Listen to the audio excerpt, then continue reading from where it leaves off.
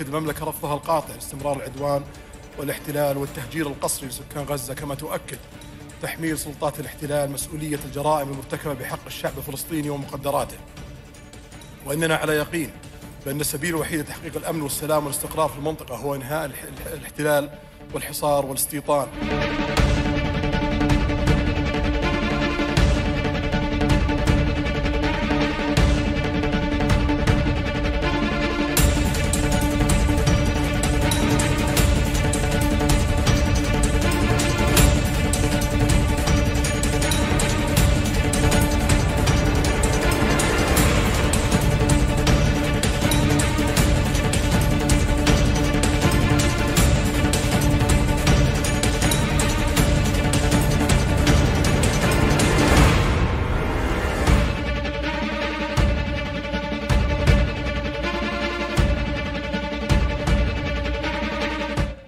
Kifayetsiz kalıyor.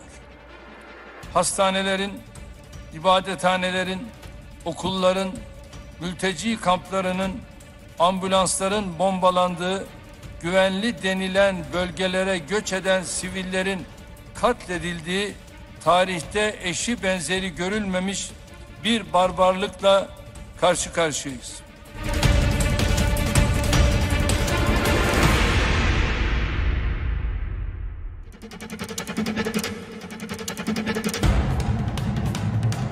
تردید دولت آمریکا آمر و شریک اصلی این جنایت است.